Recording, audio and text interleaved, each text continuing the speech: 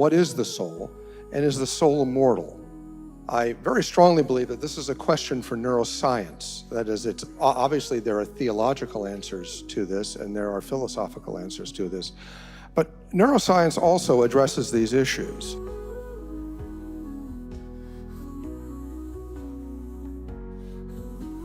There are three questions that I want to ask today about the human soul.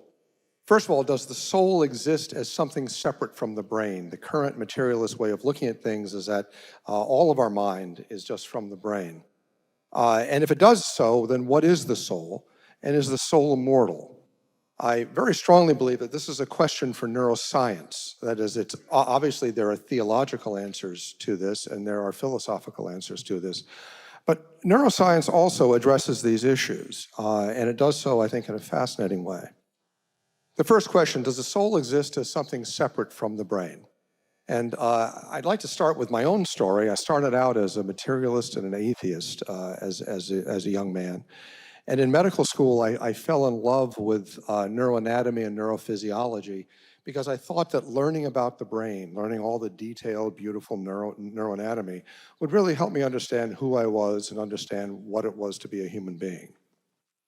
I trained in neurosurgery at the University of Miami and have been at Stony Brook on faculty there since 1991, and I've done about 7,000 brain operations. And I've learned a fair amount, in not only academically, but just in personal experience as to how the brain works and how the mind relates to the brain. I saw a number of things over my career that made me question the traditional materialist way of understanding how the brain works. The patients I'm going to show you here are real people. I've changed their names, but they're very real.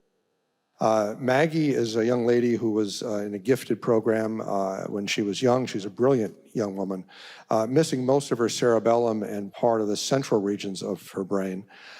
She has had to have some surgery to take care of fluid pressure there, but she's done very well. She has a master's degree in English literature, and she's a published musician. Nicholas is a little boy who's quite handicapped. He has cerebral palsy, and he's missing both hemispheres of his brain. The only part of his brain he has is his brainstem. He is handicapped. He can't speak, he can't walk, but he's fully conscious. He's kind of funny, he laughs, he cries. He's emotionally a normal person, even though he is handicapped, even though he's missing his entire brain hemispheres. So it raises the question, it sounds like a really strange question, but as you see, it's not so strange. Is the brain the organ of the mind? You know, the heart's the organ of circulation, the kidneys are the organ of making urine, but is the brain completely the organ of the mind? Clearly, in some ways it is, but in other ways it may not be. This question was first addressed by Wilder Penfield, who's a neurosurgeon, worked in Montreal in the mid-20th century, probably the greatest scientist in the neurosurgical profession. And he was the pioneer in epilepsy surgery. And he would do awake brain surgery, meaning that patients during the brain surgery would be fully awake with local anesthesia, so they felt no pain. And he would stimulate their brain to map the surface of their brain to remove foci of epilepsy. And he's devoted his career to studying epilepsy. And he asked a fascinating question. He said, why are there no intellectual seizures? When people have seizures, if they remain conscious during the seizures, they do one of four things. They'll have uncontrollable movements. Their arm will shake. They can have sensations like tingling on their skin. They can have emotions, powerful fear or laughter or joy. And they can have memories. You can have a seizure where you get this recurrent memory. But nobody ever has a calculus seizure. Nobody ever has a mathematics seizure where you can't stop doing long division. And Penfield said, that's really odd. If you can evoke all these other things, why can't you evoke abstract thought, reasoning, theology, philosophy, thinking about God? It doesn't happen from seizures. And he said the most reasonable explanation is that that aspect of the mind isn't from the brain. He tested this further by intraoperatively with awake patients, stimulating the surface of their brain to map the brain, just like you would map a city, and to find out where different things were located on the brain, again, so he could protect them in removing epileptic foci. But he couldn't find any kind of abstract thought centers in the brain. There's a movement center, there's a sensation center, there's a visual center, there's a hearing center, there are emotional centers, there are memory centers. But there's no center for thinking abstractly. There's no center for reason.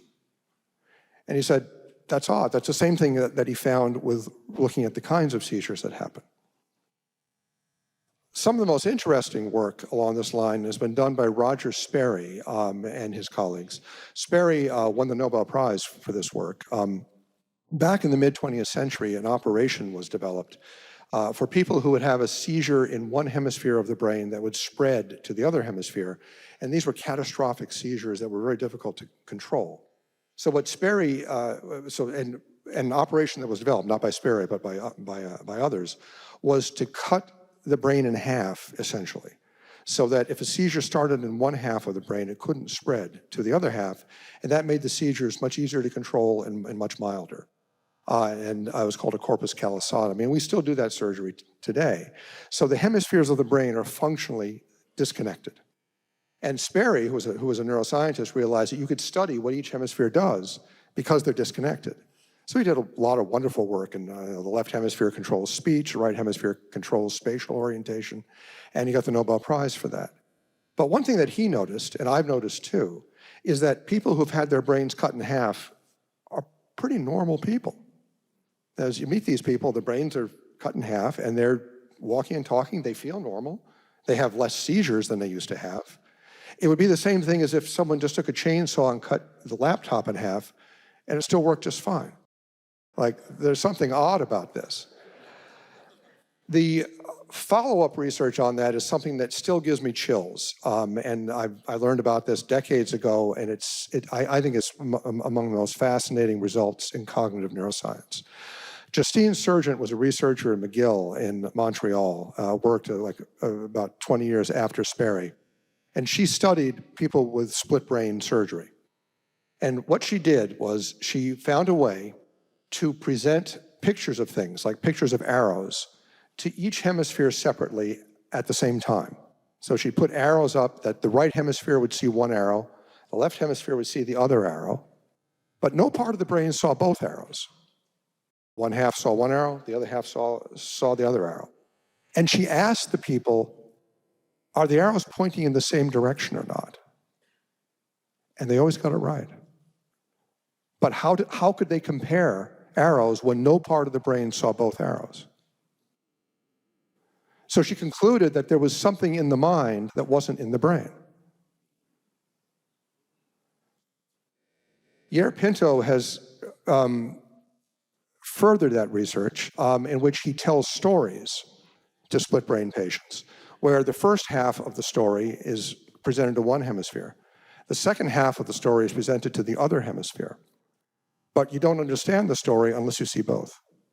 A good example would be if the left hemisphere can see a baseball, and the right hemisphere can see a broken window. So Pinto would ask the patient, what happened? And the patient's always answered, the baseball broke the window. But no part of the brain saw both the baseball and the window. So there's something in the mind that's not in the brain. Wilder Penfield also studied free will, and he did a very interesting study. During these awake brain operations, he would stimulate the surface of a patient's brain, and if you stimulate the right place, you can make them do things, like make them raise their arm. He would ask them during the surgery to occasionally raise their arm themselves without him stimulating them. And you can't feel your brain. Your brain has no sensory things, and the patients are under surgical drapes, so they can't see what he's doing. And he would ask them, when your arm goes up, I want you to tell me whether you did it or whether I did it. And they always got it right. Hundreds of thousands of trials of this in 1,100 patients. No one ever missed it. No one ever got it wrong. And he concluded then that he couldn't find any place in the brain that simulated free will. That free will wasn't in the brain. That you could always tell, this is my will. This is not someone doing it to me. So free will is not a brain function. Benjamin Libet did probably the most famous research on free will. And what Libet found, and it would take a while to go into details about how he did his experiments, they were quite ingenious. But he would record electrical signals from the scalp, and these are people who haven't had any surgery, they're just normal volunteers. And what he found was that when you decide to do something simple, there tends to be a spike in brain activity that happens about a half second before you decide. Like if you're going to turn on a light switch, about a half second before you turn on the light switch, your brain spikes. And that's before you're aware that you're going to turn it on. So that seems at first glance that everything is driven by your brain. Your brain makes you do it, and you don't really have any free will. It's all just chemicals driving you to do things. But he was a very clever researcher, and what he did is he asked people to veto your decision. That is, that when you're about to flip the switch, say, no, I'm not going to do it. I've changed my mind. And the veto didn't have a spike in the brain. So he said, it's not so much that he showed there was free will, but they showed there was free won't. That is that your brain, and he commented, he was a religious man, and he said, this is the traditional religious way of understanding human motivation, that we're hit with temptations from our brain, but we have the free choice to do it or not. Because the free choice to do it or not did not have any new brain activity at all. It was independent of the brain. So the brain keeps hitting you with these things, have that extra piece of cake. But you can say yes or no, and you can't blame your brain. Adrian Owen is a researcher, I think he's currently in Indiana, he was at Cambridge in England, did a fascinating study in patients in persistent vegetative state. Persistent vegetative state is the deepest level of coma. It's just a step above brain death. And it happens when people have had very severe brain injuries from lack of oxygen or from motor vehicle accidents. And it's called vegetative because it's been assumed that these people are basically vegetables, meaning that they have no mind. They're just a body, and there's no mind left. Some of you may recall the Terry Schiavo stuff that went on about 20 years ago. She was in persistent vegetative state. What Owen did is he put patients in MRI machines and did functional MRI imaging that shows brain activity. And he would ask them to think about things with a headset. He'd say, think about walking across the room, or think about your family, or think about playing tennis. And they would show patterns of brain activation in their very damaged brain. And he then did that with normal volunteers and found the patterns were identical, implying that they were understanding what he was talking about. And then what he did, and he was very clever, he asked the same questions, but he mixed up the words so they didn't make any sense. Instead of think about walking across the room, he'd say room across walking about think. Doesn't make any sense. And the brain was silent. So these people were understanding the questions he was asking, even though their brains were practically destroyed. And he actually found, he and other people have replicated his work, that about 40% of people in persistent vegetative state show clear evidence of being able to communicate. There are people who can do mathematics in persistent vegetative state. You ask them, what's 9 plus 6? You count, when you hit 15, the brain lights up. There are people who can tell their family histories. You know, is your brother's name George? Brain will light up. So you can communicate with people in the deepest level of coma in many cases. Near-death experiences are sort of the paradigmatic example of a separation between the soul or the mind and the brain. And while some near-death experiences may be not genuine, they may be hallucinations or whatever, there's no doubt that there is a real core of real experiences. They're probably about 20% of near-death experiences are veridical, meaning they can be checked. The person knows things that occurred when they were dead, things that went on inside the room, etc. And things like this have happened a number of times. So in my view, there's no question that some near-death experiences are very real. The other thing that for me is very convincing is that people have surveyed the literature, and there are thousands of examples of this in the literature, where people go down a tunnel and they see loved ones and relatives at the other end of the tunnel.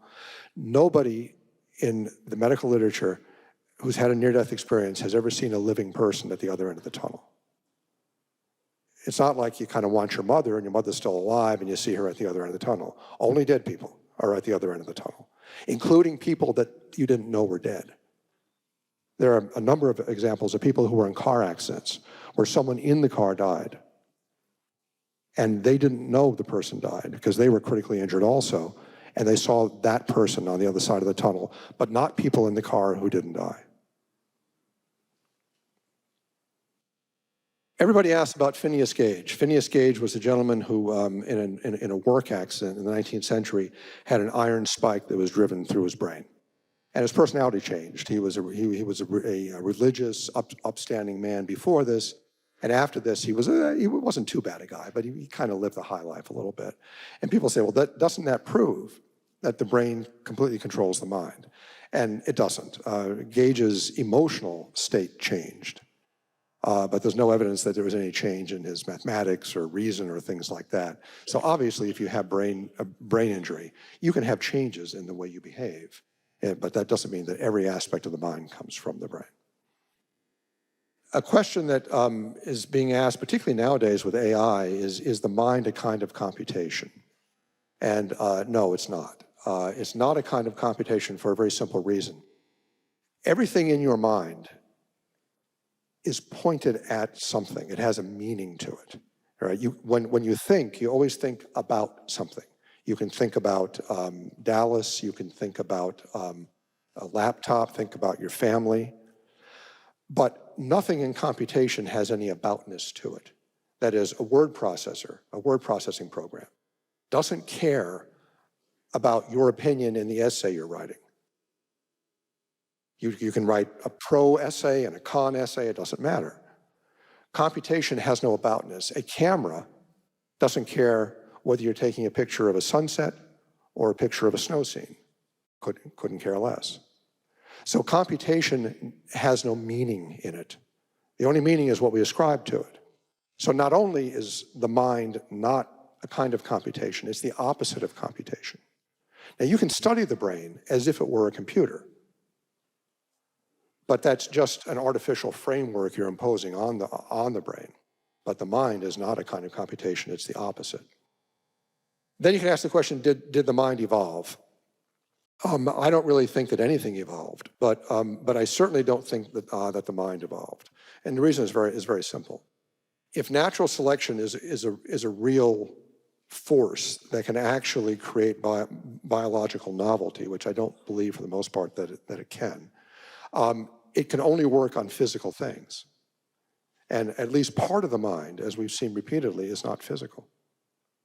So you can't evolve something that isn't inherent to matter.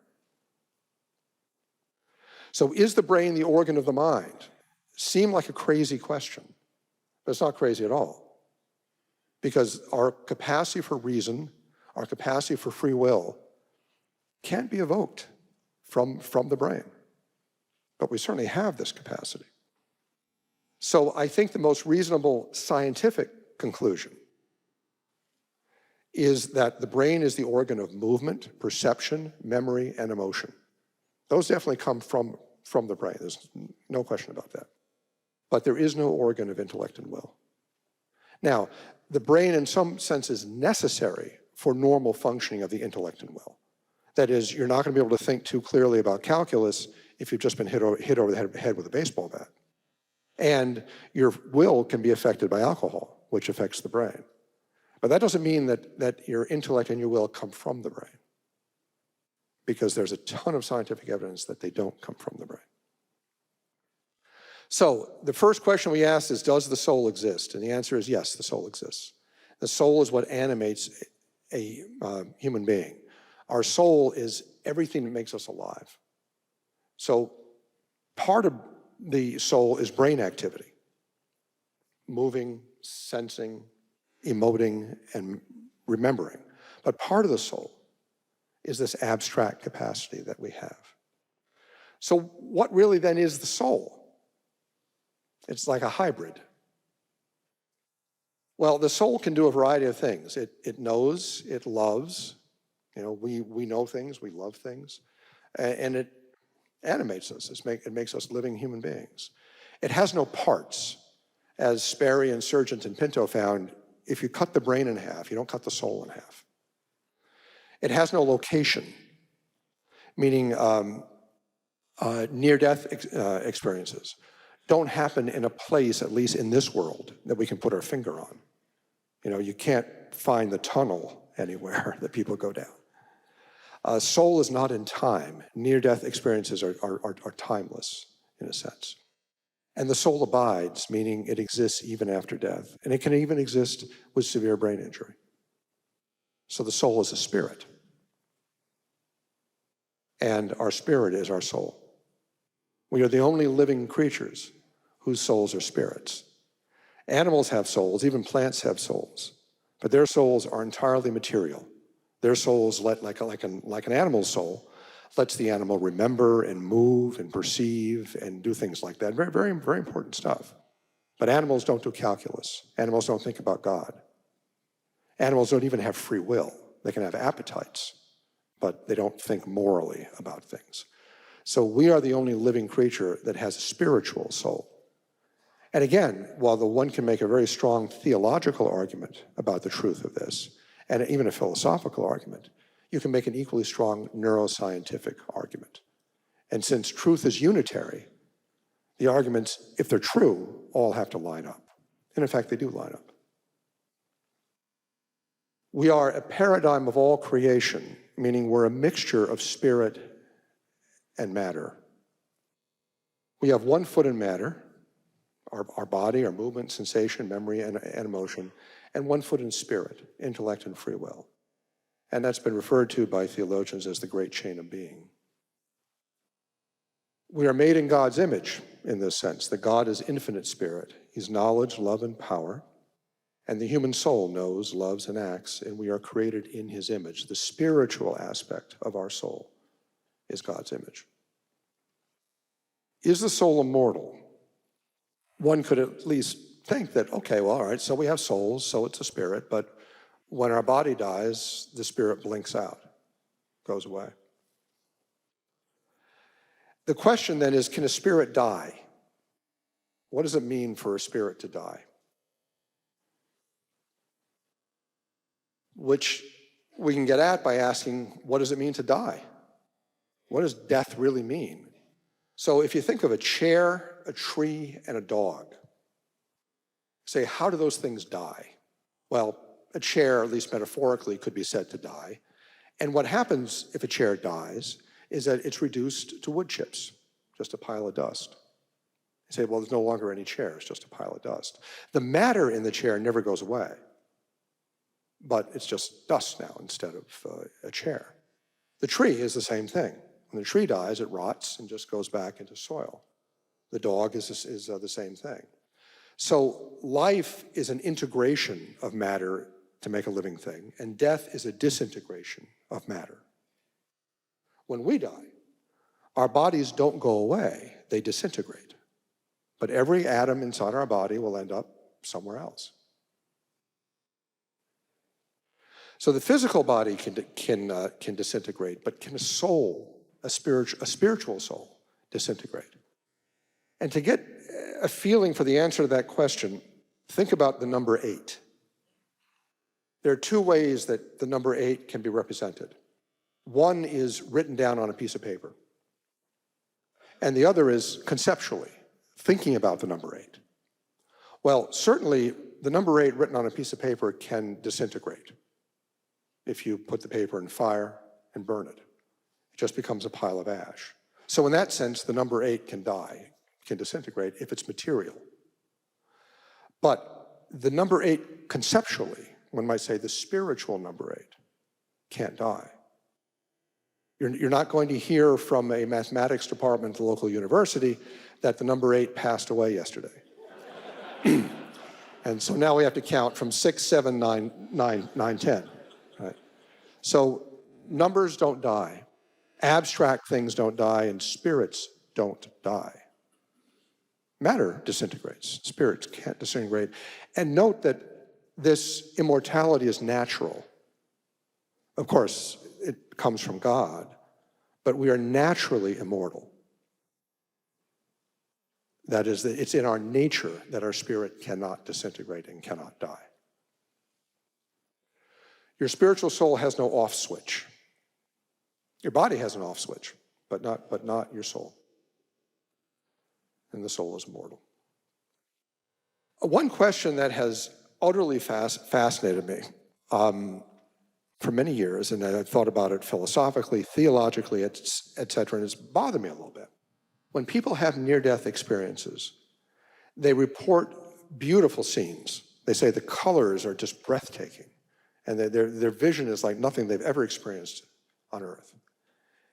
And and I'm a scientist of sorts. And I say, well, how can you see without eyes? We're talking about a spiritual soul. Spiritual souls are neat things, but they don't have eyes. In the resurrection they'll have eyes, but you're in that intermediate state. So how do you see anything? And Thomas Aquinas addressed this question almost 1,000 years ago. And he gave kind of an analogy.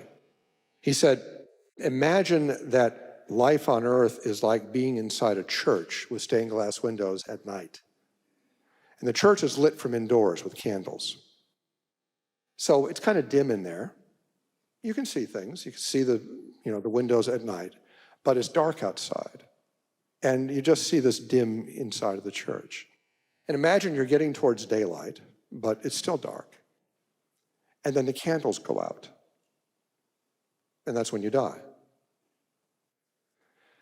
But as the sun rises, suddenly you see incredibly beautiful things. You see by God's light from outside. So the light that people are seeing, I think, in near-death experiences is divine light. And that's how we see. It's a different kind of light.